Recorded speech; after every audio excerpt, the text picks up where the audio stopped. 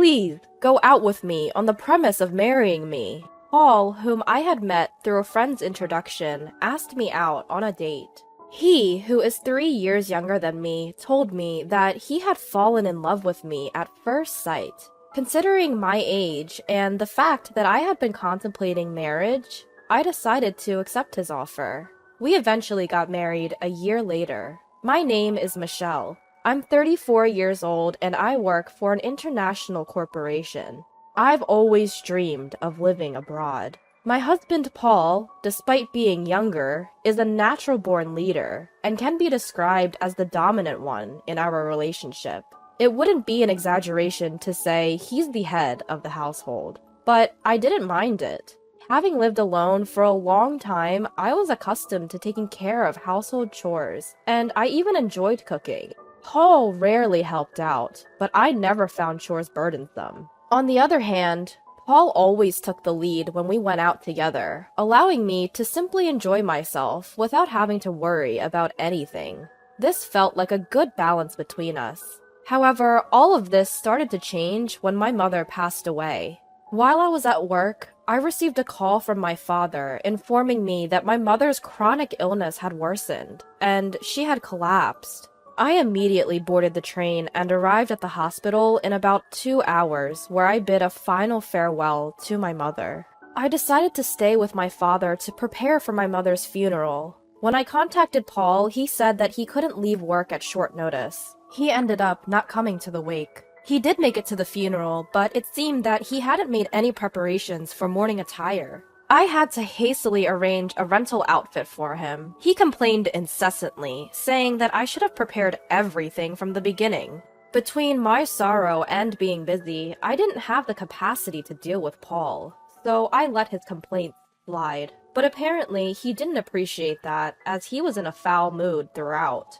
Ever since then, it feels like our marital arguments have increased. Well, after being married for 3 years, I think it's normal to have some quarrels. But even so, Paul has been picking fights rather aggressively recently. With his persistent domineering attitude, he often dictated what I should do and take care of. I got fed up and even tried refusing a few times. But since he didn't know how things were organized inside the house, even simple tasks like preparing for his own business trips would take a long time. Moreover, he would complain while bustling around the house, making an even bigger mess. In the end, I realized it's easier if I just do it myself. I wasn't being completely obedient. I took care of certain things to save myself the trouble. Next week is the gathering for my mom's first death anniversary. I'm going to start preparing for us to join, okay? When I said that, Paul responded grumpily. I have an important meeting that day. What should I do? I've mentioned this gathering well in advance. How could he suddenly say something like that? What, you're not going? Paul responded with a heavy sigh.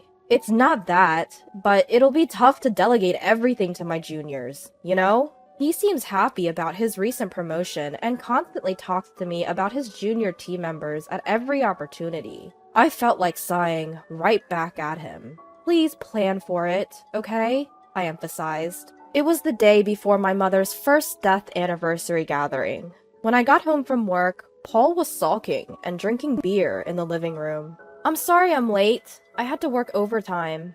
I'm sure he's in a bad mood because I came home late, causing a delay in dinner preparation. I've been waiting here for an hour, just as I thought.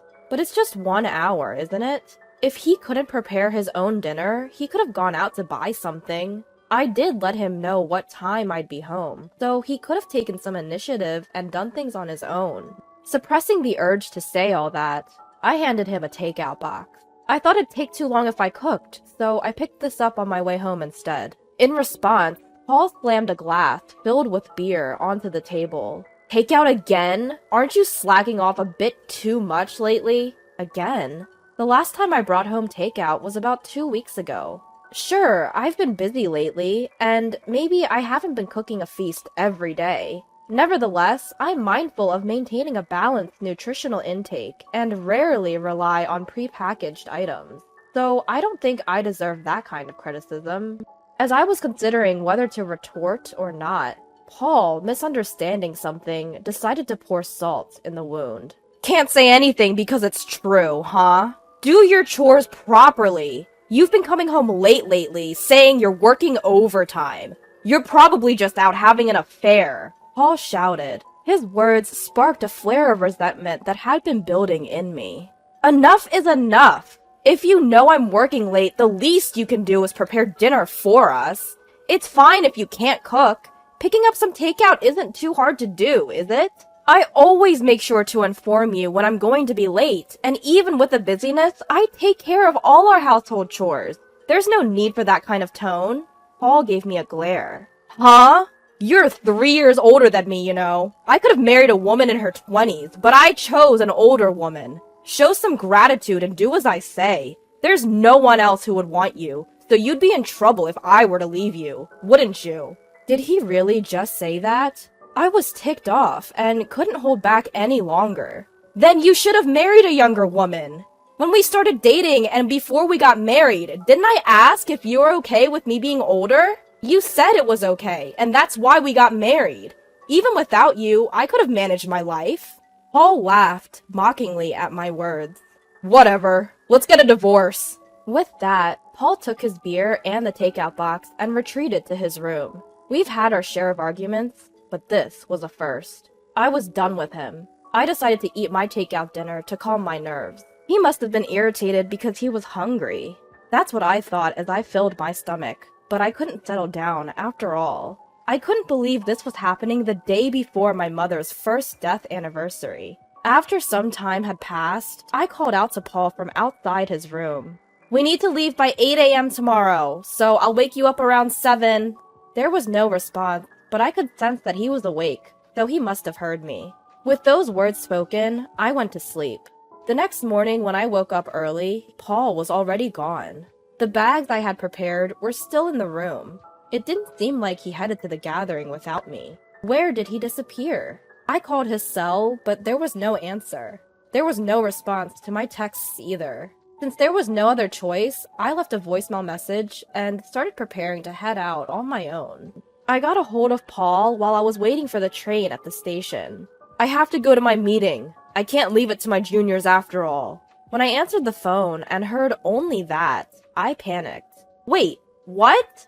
Hold on! Despite my words, my voice was drowned out by the noise of the train, and the call ended. Overwhelmed by an indescribable mix of anger and resignation, I found myself in a state of stunned bewilderment. Before I could think further, the train arrived. Carrying unnecessary luggage for two, I boarded the train alone. When I arrived at my father's house, my father asked anxiously, "Where's Paul?" My father had been depressed since my mother's passing, and I didn't want to worry him further. I took a deep breath, managed to put on a smile, and said, "Sorry, he got called into an important meeting. He was supposed to come here, but he recently got a promotion and it sounded like an important meeting, so I told him he should prioritize that." My father nodded, understanding the situation. "I see. He's working hard. It's a shame I couldn't see him, but your mother would understand. Tell him he's always welcome to visit." Those words stung a little, but I managed to keep up my smile. Throughout the day, there was no contact from Paul, and the night grew late without me reaching out to him either. I planned to stay the night and return home the next day. That was originally planned, so I didn't see an issue with not contacting Paul. Still, it felt like I was acting childish. Maybe I should cook him some hamburger tomorrow. His favorite dish. With that thought in mind, I went to sleep. The next day, I left my father's house and arrived at home around noon. I wanted to drop my bags off before going grocery shopping. I walked into our living room. As expected, Paul had left dirty laundry sitting around. I sighed at the thought that he still didn't know how to use the washing machine, and dumped the left-behind laundry in the washer with my own laundry. Taking a break and returning to the living room, I noticed something on the table. When I got closer, I couldn't believe my eyes. There were divorce papers, which he had already signed. Why? I stared at the divorce papers, bewildered. Is this his way of asking for a divorce? I pulled out my cell phone from my bag. It should be his lunch break around this time. I wasn't sure if Paul would pick up, but surprisingly, he did as soon as I called. "Paul? This divorce paper. What's this about? On the other end of the line, Paul laughed. What do you mean, what's this about? It's exactly as it looks. I don't need an older wife who isn't going to do household chores. That's why I decided I want a divorce. If I break up with you, I can even remarry a younger woman. At the end of the day, a wife is like a status symbol, right? I can't brag about you because you're older. It's quite challenging when my team members ask me about you, and evading the topic is no easy task. I was at a loss for words. I had nothing to say. If you don't want a divorce, then start doing your chores properly. I'm coming home as usual today, so don't forget to get some beer, alright? If you don't like that, take the divorce papers to the family court. It's up to you. With that, he hung up. The call ended without me getting a word in. I guess this is what it feels like to be too shocked to speak. Paul probably thought that if he said that, I would comply.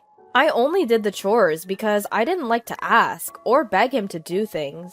He must have thought all this time that I did it because I didn't want him to leave me. He must have thought I wouldn't stand up to him because he's the dominant one. Being married to a younger husband is sometimes envied, but really, there's nothing notable about it. I often found myself emphasizing the fact that my husband is younger. He's average in looks, average in personality, and earns an average income. There's nothing unique about him, so saying he's younger was just convenient. When we got married, I was worried about the age difference. But now we're both in our 30s, and he's only 3 years younger. If there was a decade or so between us, I might feel more affectionate. But it feels bad to be continuously called an older wife when we're practically the same age. I grabbed my bag and headed straight to the family court. When I submitted the divorce papers, I felt a sense of relief. I thought we were getting along fairly well, but that's over now. I can live without Paul. With that thought in mind, I felt a sudden sense of lightness, prompting me to contact my boss and request a few days of paid leave. Thankfully, the busy season at work had just ended, so he allowed me to take about a week off. Since I'm divorced now, I needed to sort out my belongings. I didn't have much stuff to begin with, so cleaning up was a breeze. I took the bigger items to a storage unit, packed my essentials and clothes in the car, and on a whim, I decided to head to a hot spring resort. It seemed to be the off-season for hotels too, so I was able to book a stay at a cheap rate on the spot. I felt the excitement as I drove. As I enjoyed the hot springs and relaxed in my room, my phone rang. Michelle! I told you to get beer, didn't I? Where the hell are you? It's Paul's usual time to come home. I remembered hearing those words, and found it amusing. I'm at a hot spring resort right now. What? A hot spring resort? Why? What's going on? Didn't you say to file the divorce papers if I didn't agree with you? The flustered image of my ex-husband surfaced in my mind, and my laughter intensified. Hold on. Did you actually file it? Of course I did. Why? Why, you ask? It was your idea, Paul. Have you forgotten what you just said a few hours ago? Then I heard his clearly perturbed voice. Hey, you're joking, right? When you say hot spring resort, did you mean you went to some spa nearby? If that's the case, I'll pick up dinner, so just hurry back home. I couldn't stop laughing at the sudden, seemingly affectionate tone as he was proclaiming to be a caring husband. It was probably about an hour and a half of driving. There's even an outdoor natural hot spring. It's quite comfortable. I wonder if it will rain cats and dogs tomorrow since you're going out to buy your own dinner. I've already taken my belongings out so that you won't have to worry about me coming back. Please, take care of yourself. Paul was pleading desperately for me to return. But of course, I had no intention of going back. You're the one who prepared the divorce papers in the first place. Have you forgotten? It was blatantly obvious that you were using the threat of divorce to control me. I told you I could live without you. Now that you've divorced your older wife, you can go find a younger one. Whether you can or not, I don't know. Paul was completely silent. It might be none of my business, but you should probably consider moving out of that apartment too. Finally, Paul found his voice again. Why should I? His voice was barely a murmur. Think about your income. You'll go bankrupt soon if you keep living there. You can't clean, do laundry, cook. You'll have to use a housekeeping service and eat out, right? That costs money. It would be a problem if most of your salary went into rent. You thought you were the one providing for me, but my salary is actually almost double yours. You were never providing for me. If anything, it was the other way around. Also, you were acting all confident just because one junior came alone. But did you know that I have multiple juniors working under me, and even more juniors working under them? I don't usually talk about work because Paul gets moody, but I outranked him in both position and salary. You'd think he'd notice after living together, but it seemed like he was finding out for the first time. Perhaps Paul, being the dominant and proud man he is, kept his ego intact by looking down on me. Now that he can't look down on me, he must be feeling defeated. I've shattered his pride as payback for all these years. The reason I took care of household chores without complaining, even though you acted like a domineering husband at times, was partly because you were younger, and I cut you some slack. And partly because it was too much hassle to ask you for anything. It's not because I needed you to stay with me. I was just taking care of your needs while I was at it with my own chores. So when you said, do the chores or we divorce, of course I chose divorce. We're strangers now. Goodbye then. I said all I wanted to say and hung up. Feeling refreshed, I enjoyed the hotel's food. Afterwards, as expected, Paul reached out for reconciliation, but I told him with a smile, I'm older than you. I'm sure you don't want me back. Presumably, he wasn't successful with younger women. Eventually, Paul gave up and moved out of the apartment. I hired a lawyer for the division of assets, demanding more to compensate for the burden of household chores that had been imposed on me until now. Paul, being cheap, didn't hire a lawyer, and so I had the upper hand with my lawyer. We were able to reach an agreement with favorable conditions for me. By the way, it seems that Paul's only junior had been complaining to others about how poor his leadership was, to the point that he couldn't even consider him a boss. Paul overheard this, and they are currently in the midst of a dispute. He should have known how important it is to take care of your own junior. As for me, I had been offered a position at our overseas headquarters. I had been declining due to the current circumstances and out of consideration for Paul, but I finally decided to take on the opportunity. I'm currently preparing for my transition. I've been causing my father some worry, but we've started practicing video calls so we can keep in touch when I'm abroad. I am content because I'll be able to pursue the job that I have been dreaming of since I was a child. It's time to give it my all.